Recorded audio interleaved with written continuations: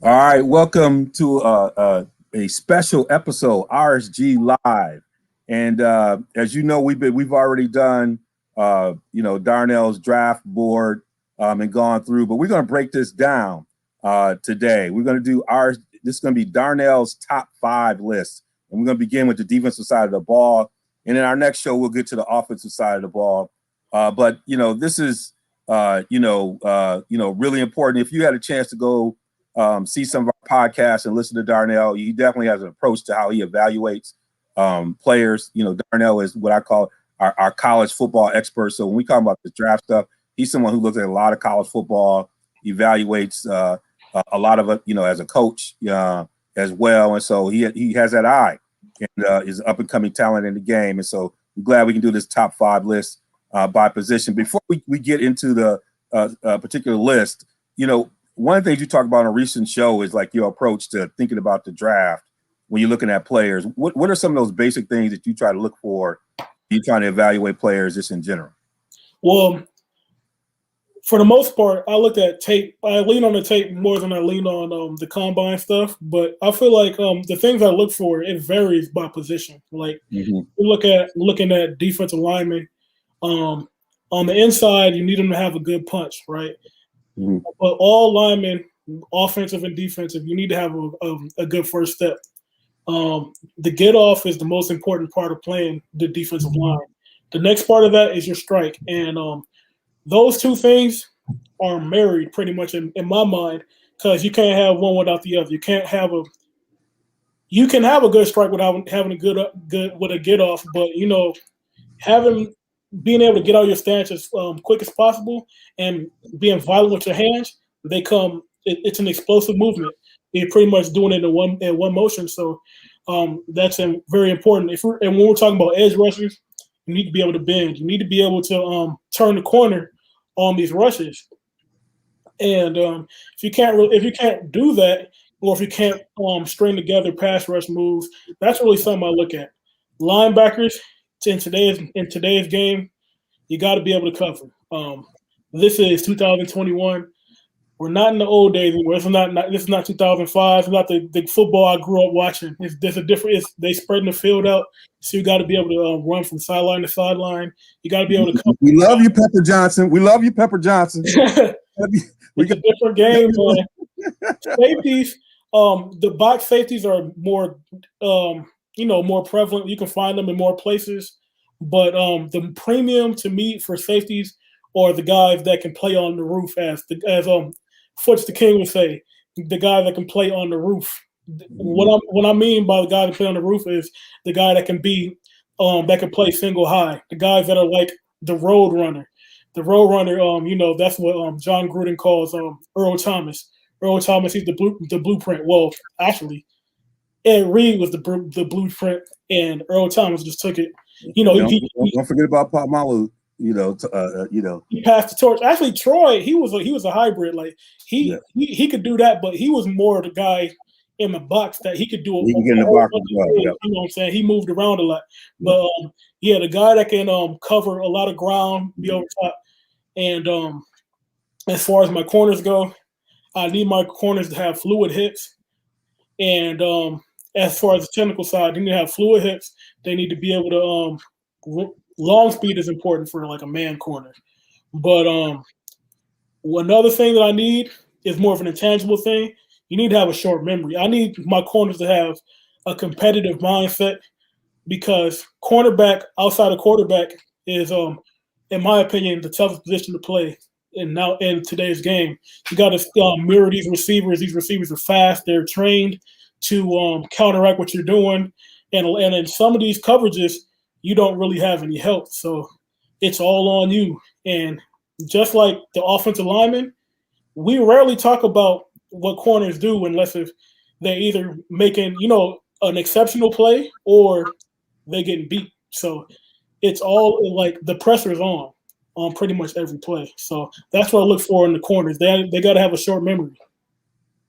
All right. Well, thank you for just laying that out. I think it's important for people to because then they'll see the themes of those things that you talked about in the list that you put up. And what I love about your list is that it's not cookie cutter. You're gonna have some folks on your list that are going to surprise that people might be who pay attention to these lists and been looking at them saying, wow, that person wasn't even on the list, but it's because of the way that you see players playing that you're not just following everybody's list. You know, Mel Kiper them ain't got nothing on you. Shay them ain't got nothing on you.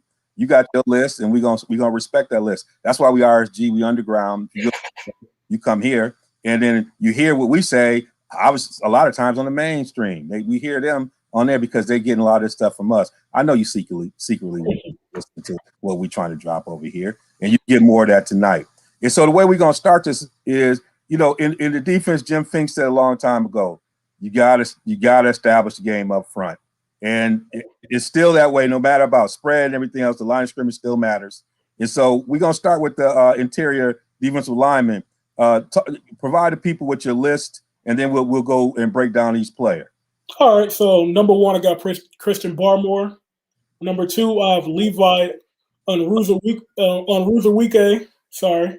Number 3, we have Tyler Shelvin. Number 4, we have Tommy Togiai. And number 5, we have Davion Nixon. So first of all, Christian Barmore, we all saw him in the playing for Alabama. He showed up big in the national championship game, and pretty much all the games down the stretch. He is a what you would call a penetrating defensive tackle. Like he can get upfield, he can wreak havoc for the opposing offense, and he provides that as well as the number 2 guy, Levi Onwuzurike. He's also another guy, great get off. They both can 2-gap very well, violent punch. I think what separates the two, well, in my mind, I saw Christian Barmore, you know, with that clutch factor. I saw him do it at the highest stage in the national championship game. He was in the backfield. He lived in the backfield. And number 3, we got Tyler Shelvin. He's a throwback. He might not be the same type of defensive tackle as the other twos are. He's your classic zero tech. Zero tech, as you know, is he lines up straight over the center. He's the nose tackle. He plays 2 gaps, and his job is to not get moved. And Tyler Shelvin he's a mountain. That's his job. Like you're not moving Tyler Shelvin. You could have 2 people. He's still not leaving that gap. Number 4, Tommy Togiai. He's another guy. He's really strong. He might not be as big as Tyler Shelvin is, but he's strong, man. He set out to break the bench press record at his pro day. He didn't get it, but he showed his strength. He put up like 40 reps on the bench press, and he's been taught by the great Larry Johnson. So you know he's going to have his moves. You see it on tape. He can string moves together pretty well for a guy that plays 1 tech. And number 5, you got Davion Nixon. He's a technician in there. Like he's very underrated in my mind. He could be a little in other years he could be a little higher, but I really like his game, and he's a guy I don't really hear about a lot, but I like Davion Nixon's game. So when you think about, you know, folks who just missed your list, who are some of the folks who just missed your list and why? The people that just missed my list, man, you got guys like Milton Williams, who had an amazing pro day. He just jumped off the screen in that pro day. He was putting numbers that rivaled like almost Aaron Donald like. But the thing with numbers like that is when you see that, you're just like, wow, you're that explosive. You can do this stuff.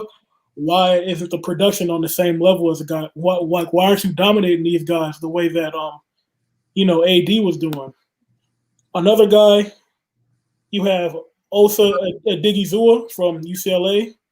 He's another guy on a little on the lighter side. He's a quicker guy. He has moves. He's a guy people would ask about. Another guy, Ali McNeil. He's another penetrating type. He's not on the level of Levi O or Christian Barmore, but he gets it done. Another guy is Marvin Wilson. Marvin Wilson was a guy that was highly touted coming out of high school. He had a great 2019, but he fell off in 2020. I know the pandemic affected a lot of guys, but his stock kind of took a hit, and especially with his pro day, it left a lot to be desired. And in the sense of explosiveness, pure strength and stuff, just all around performance. All right, you watching RSG Live. We're here with Darnell Kirkland Jr. And this is Darnell's top 5 by each position on defense as we prepare for the NFL draft. We will be doing another show focused on offense. We started out with the fellows up front, the fellows who set the tone for the defense as well. But in this game, it's been because of the way the offenses are run today. You got to get pressure up the middle, but you also have to have somebody who can cause havoc coming off the edge. When you're thinking about some of your edge rushers in terms of the ranking around the edge rushers, who do you have in your top 5 for edge rushers? My top 5 goes Jalen Phillips out of Miami. I got Kwity Paye from Michigan, Azeez Ojulari from Georgia, Carlos Boogie Basham from Wake Forest, and we have Ronnie Perkins from Oklahoma. I'm gonna start out with Jalen Phillips because Jalen Phillips, he is the most polished pass rusher in this class. When we going into the season, his teammate Gregory Rousseau, he opted out, and he was looked at as he could be a project because of his physical traits. But when you look at the pro day from Jalen Phillips, he's an elite athlete for his position. And when you add that to his polish that he has, he could be a TJ Watt kind of player in the NFL. He has he can string his moves together. He like I mentioned for Marvin Wilson, he was a highly touted player coming out. Jalen Phillips was the number 1 player in the 2017 class, not the number 1 edge, but the number 1 player overall. So he has that pedigree, and he also has the skills to match. You have Kwity Paye, number 2. He might not be the pure edge rusher, but as far as a defensive end and the edge position, he could play a 4-3 defensive end. He could kick in and play 3 tech. He's been asked to do a lot of things at University of Michigan.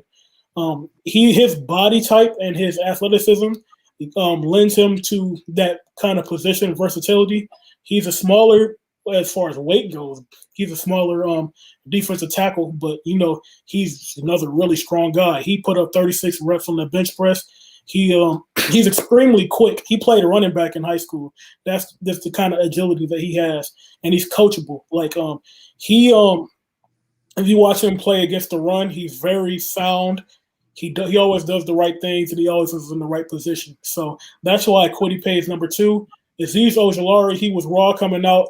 He was coached up at Georgia, and he might only have 1 or 2 moves, but those 1 or 2 moves are very effective.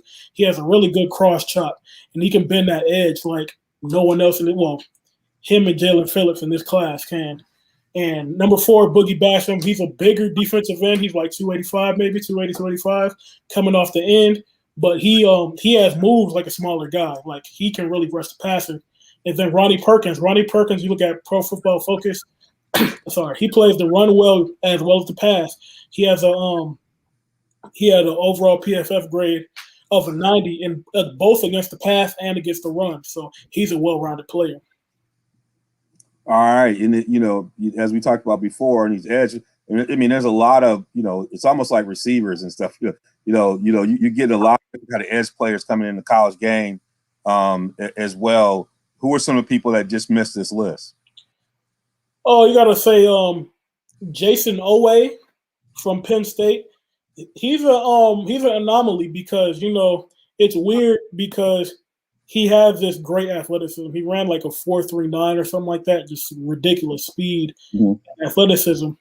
But his production in college, like his last year, he didn't record any sacks. But watching his tape, it's interesting because he doesn't get any sacks, but it's not like he doesn't know what he's doing. Like you watch him play, and he's in the right spots. You know what I'm saying? He reads his keys. He does make plays, but he just doesn't. Doesn't finish the sacks as you see other guys in this class. You see, you got other guys in here like Peyton Turner, another a big defensive end. well, he played outside linebacker, but he could play defense. He played outside linebacker at 270. You know, that's like 1990s kind of stuff. But he's a physical rusher. He has a good long arm. He can bend for a guy at his size. One guy that everybody else is going to have on this list. I don't like downing people, but it has to be said because I know somebody's going to say, "Why don't you have Greg Rousseau on your list?" Well, yeah, Greg. Yeah, and it's funny because Miami's got a couple of guys up front, almost. Yeah, Quincy Roche. That old, the U. Yeah, Roche. Roche came to play in the Senior Bowl. He impressed me. He showed that he's really good at these rushes off the edge. But I don't have him in my top 5, but and I said Pittsburgh as well. Got Patrick Jones. Yeah, you got Patrick Jones. You have you have Rashad Weaver. Rashad Weaver can be on this list as well. He's really nice. Yeah. This defensive end class, this edge class is very deep. Yeah. As far as like the mid-tier guys, there's a lot of guys that can play. It's just you don't really have a Chase Young type, Yeah. Nick Bosa type, the top of the top edge rusher. But second or third round could be very interesting for the edge guys. All right. Again, we're RC Live. We got Darnell's top 5 list as we prepare for the NFL draft by position. On this show, we are focused on defense on this show. And we start out with the linemen, the interior linemen, the guys who can set the tone up front. We got the edge guys, obviously, who can set the edge and create the pressure. Now we're going to move to the linebackers as well. So talk a little bit about the linebackers. This has got to be a deep group to try to. It is because you have your Mike linebackers. You got your guys that play well. There are different types of off-ball linebackers in this class, but my number one linebacker or off-ball linebacker is going to be JOK. Jeremiah Owusu-Koramoah. My second rated linebacker is Zaven Collins. Number 3 is going to be Micah Parsons. Number 4, Nick Bolton. And number 5 is going to be Jamin Davis. I know everybody's going to say, why is Micah Parsons so low? Why is JOK so high? But JOK, he like I mentioned in the beginning of the show, I need my linebackers to cover in space. And when you saw Notre Dame play last year, he was trusted. Like kind of like their version of Isaiah Simmons from last year. He could cover in the slot. They call it the nickel slam. They call it the nickel slam. Right? So he's always on the field side of the long side of the field. We call it the field. You got the field and the boundary. He plays the nickel, so he'll cover a slot receiver. And then when the formation goes to the boundary, he'll just kick over and be your traditional, linebacker. So he showed his ability to play both. He can get off blocks and run and make tackles from the weak side, and he can also cover guys. He can cover your tight ends. He can even cover sets sometimes, but he might not be asked to do that in the NFL. But he can cover in space, and that's very important. You got number 2, Zaven Collins. He is very athletic for his size. He's a bigger guy. He's more of like your classical size linebacker, except he can move in space, and he's shown the ability to cover. And he has a nose for the football. He gets interceptions, and he has good ball skills. Number 3, Micah Parsons. I know everybody's like, why is Micah Parsons so low? Micah Parsons is very talented. He's good at what he does. It's just he hasn't shown very much in coverage to me. Even like if you watch his tape, a lot of times he's coming forward, and that's not a knock, but I just I need to see it. I need to see what you do in coverage, and cover guys in space. And I've seen more out of JOK and Zaven Collins in this position, and I'm not going to drop him anywhere below that. So number 4, Nick Bolton. This guy might be a surprise to some, but this is your a coach's dream. I'll just say it like that. This guy does everything right. He has great football instincts. He has a nose for the ball. He just he does everything right, man. He might not be the most athletic guy in the room, but where he's going to be where the football is, and he's Mhm. physical. He'll lay a hit on you. Number 5, Jamin Davis. He's one of those guys. He plays at a school of another guy on my list, and I found out about him from watching this guy. I was watching Kelvin Joseph, watching some Kentucky stuff, and Jamin Davis just popped off on the screen. I was like, man, who's that guy? But he's very talented, very rangy. He's an athletic linebacker that can go from sideline to sideline. The question mark with him is, with this talent, what kept you off the field? Like, why was this your first year playing? Like, he's a senior, I think.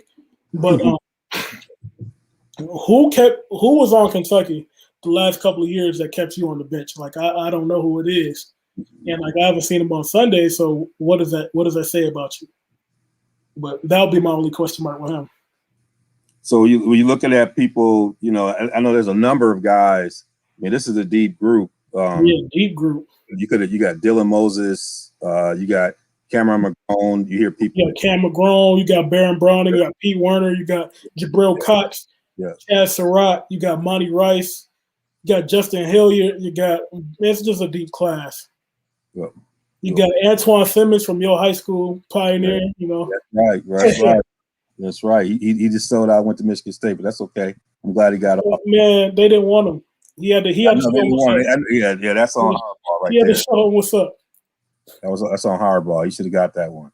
That one I couldn't understand it, but that's on him. Yeah, it's a deep class. That's a deep class right there. That one right there is, you know, this is why I said, you know, we said another show on our one mic show, the GM draft, boy. These good GMs are gonna eat.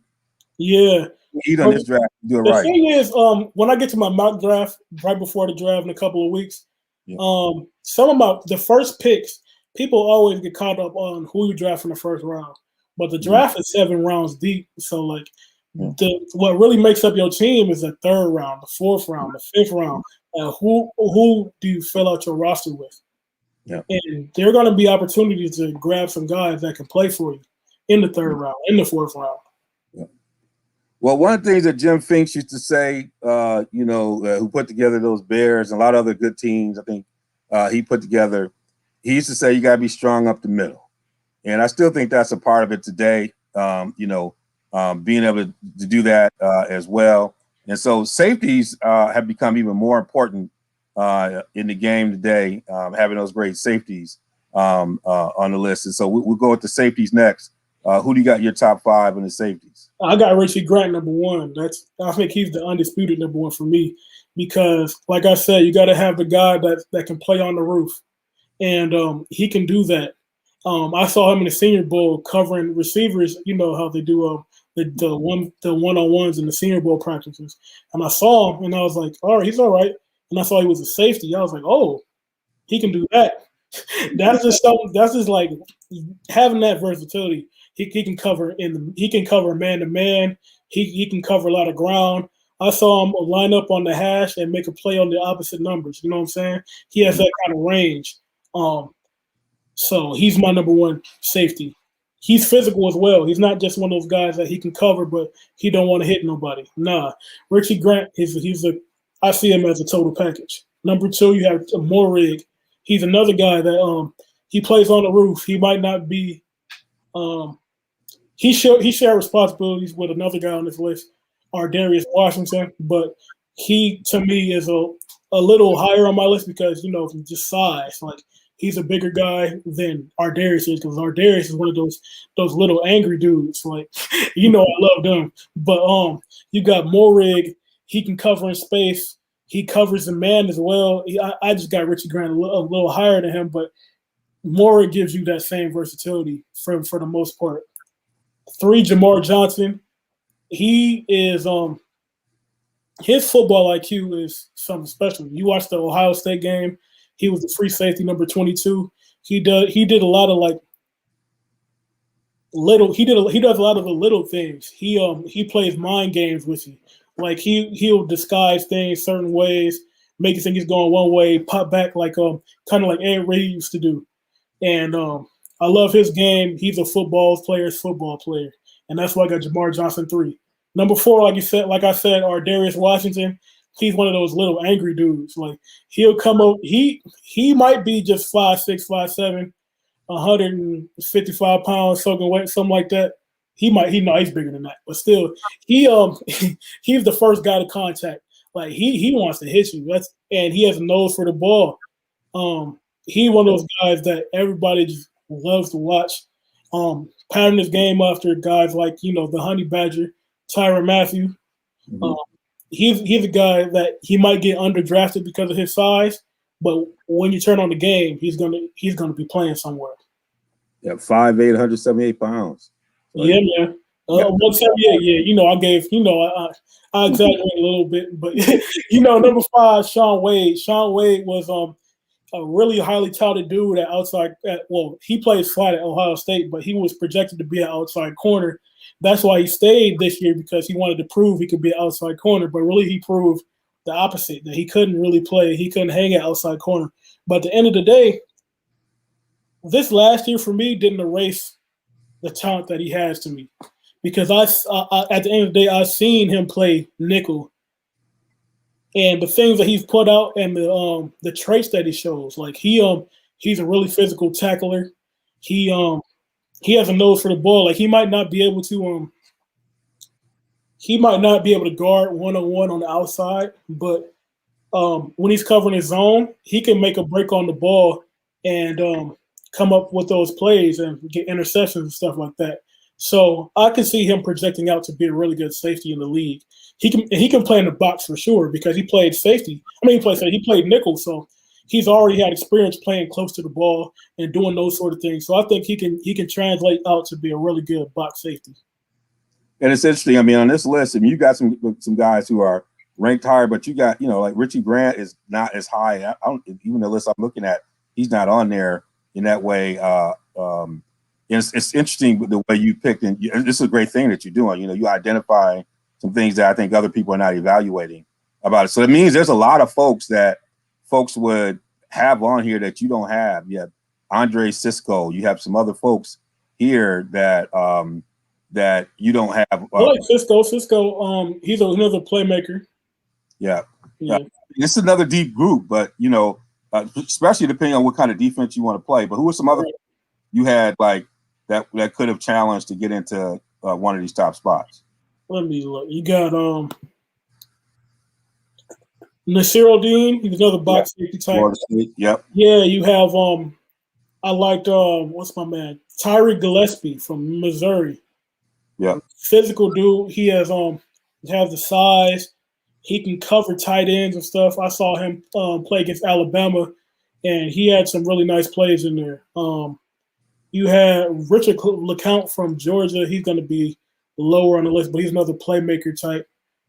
Brady Breeze from Oregon. It depends where you put the slot guys, because I know I put Shaun Wade on mine, and that might change some things for people, because the slot guys might be in the corner group for some other people, but I put them as safeties really. But if you put you played well. Yeah, you got guys like Elijah Molden. He's going to be in the corner group for a lot of people, but he plays slot. You know what I'm saying? But he's another one of those short, little angry dudes. Like I love watching those guys. Guys like Asante Samuel Jr., which he's definitely going to be in the corner group. We might have you do a list of just the little angry dudes. Making the little angry dudes. Woo! That's a good thing. All right, we're looking good. Now, we're going to go to what now has become more of the glamour spot on defense right now. Cats is talking a lot of junk. Everybody trying to get paid out here on these corners. Started with Dion and all those guys going way back, getting out, go run to 40 and get right back in the car. So now they coming with a little bit of swag in the game because, they, like you said, they got to have that short memory. Yeah. We save them for last.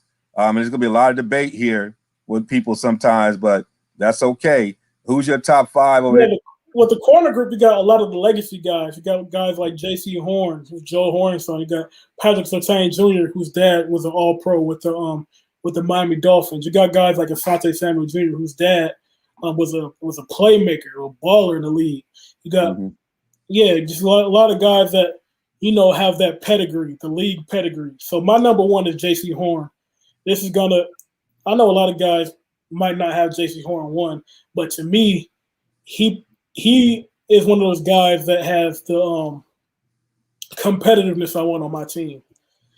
I saw him against Seth Williams. I know everybody's gonna point back to that game, but I saw him against Seth Williams in against Auburn, where he caught a ball on him, right, and then he did like a celebration in front of him, and then J.C. Horn just looked at him, and then the rest of the game he took it personal. He took that to heart, and you saw just from that point on a switch like flipped on, and he was on lockdown. So he's a corner's corner. He's one of those guys. A lot of these guys, they play their position. They might play the right side. They might play the left side. But J.C. Horn, he's a guy that he's going to travel. He guards your number one receiver wherever he goes. We've seen him in the slot. We've seen him on the right side. We've seen him on the field. We've seen him in the boundary. You know what I'm saying? We've seen him play everywhere against guys like Kyle Pitts. We've seen him play against Devontae Smith. We've seen him play against Kadarius Toney. We've seen him play against Seth Williams. We've seen him play against all these guys that you have to offer in the SEC. So like he just has that track record. Number two, you have Patrick Surtain Jr. He's a guy that is technically sound. He's a legacy player, just like J.C. Horn is, but in a different way. Like you can tell he's been playing the game forever. He just has that kind of feel for the game. He might not blow your socks off athletically. He's not going to – well, the pro days nowadays, everybody's running the 4.4. But, I think – I don't know if he really is like a mid 4.4 guy because on tape he doesn't really look like a mid 4.4 guy. But, hey, I got to trust it. He put it on the line. I got to trust it. But, yeah, he's tall. Tall, physical corner. He's 6'2", so that's a big plus for him because that gives you versatility, guarding guys. Especially now in the league, you got tight ends splitting out. You can put him on those guys like a Kelsey sometimes. You know what I'm saying? Guys like that. But my number three guy, Kelvin Joseph. Kelvin Joseph is a super fluid corner. He's a playmaker. He's a ball hawk.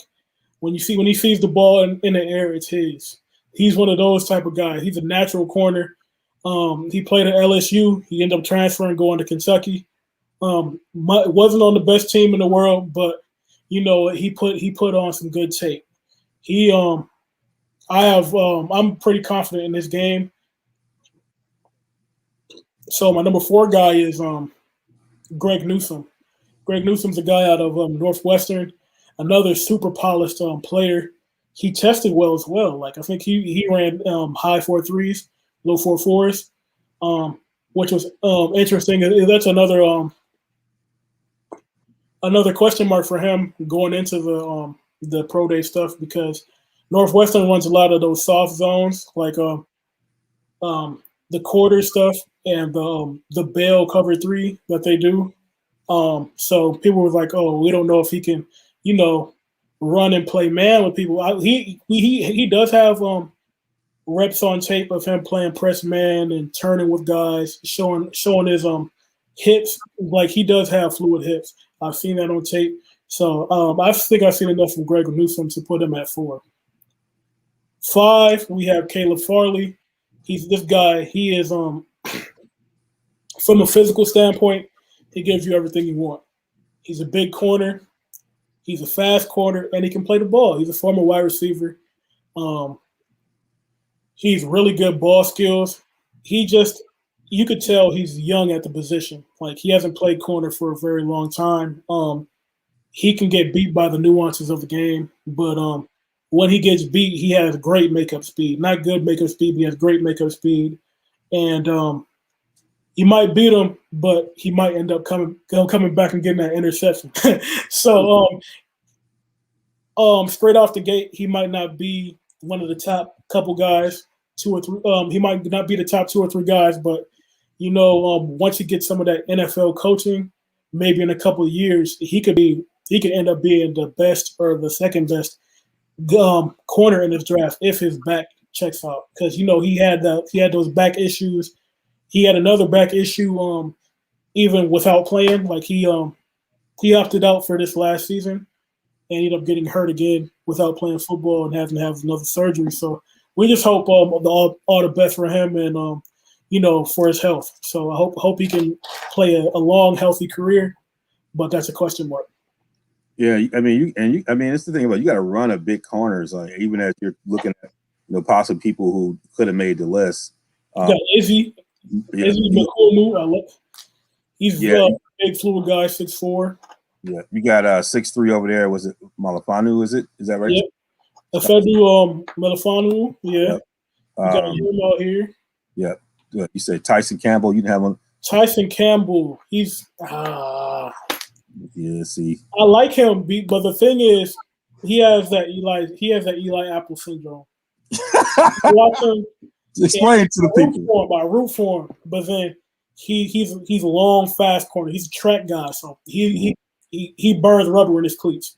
But he just can't play the ball. Like he'll be right there, perfect position, hand up, the ball just go right past his hand. I'm like, bro, not just be. I'll be like, man, I want it for you, but I can't put you up there because you need in the NFL. It doesn't work out like that. You can be in the right position, but if the receiver comes down with it, it's still a completion. Yeah, I see they got Aubrey Thomas on the list. I love me some Ambry Thomas. He's my Ambry Thomas. Ambry Thomas. Let me get it right. Yeah, Ambry Thomas is my sleeper. If you get him in round 3, you're gonna be happy. I'm gonna say it like because he's been exposed because his defensive coordinator didn't help him at all. So whatever he had to learn, he had to learn the hard way. Yeah, you watch him against Ohio State in 2019. They was doing all those pick routes and stuff, and he was just looking at. I saw this one clip. They did a pick route, and he was just yelling at somebody. Like, I got picked. He was. I think he was yelling at Don Brown because Don Brown was probably yelling at him. He was like, I got picked. But yeah, he had some growing pains in there. But if you watched the Senior Bowl and Senior Bowl practices, he was acting a fool. I mean, he can really cover. He has, the Michigan. It might not play out the best sometimes in the games, but I feel like it prepared him. And they developed him as far as a press guy. He really showed his press man skills in that Senior Bowl. Yeah. Well, hey, we're talking about, y'all. That's RSG Live. This is Darnell's top 5 list on defense. This has been good, man. You have done your homework. I love it. You're gonna have some people debating you. I know Hammer already gonna have something to say about it, but that's okay. It's your list. But I love this approach that we're doing with the top 5 list. Ladies and gentlemen, we'll be coming back with our next RSG Live, Darnell's top 5 list. We will be looking at offense. We want to start with defense because, hey, defense wins championships. And so we'll go to offense, though, because we know all y'all want to know about all that. So we want to save that for last. But that's good. Please go to realsportsguys.com. Check out some of our other stuff. You'll also be able to find Darnell's first draft list that we did. We went through the first round. He'll be updating that soon. We'll also bring him in with my man Hammer, and they'll have that little debate. He got to get his woosai in first before he go with Hammer. He'll be driving him crazy, but that's okay. I've let him know. Don't let him drive you crazy. You got this. But we love this. We love the fact that y'all supporting us and also supporting this young man and all the great stuff we're doing. We know that he can do some big things in the future. I love the work we did today. Until next time, this is D. Wilson along with Darnell Kirkland Jr. We'll see you on the other side. See you.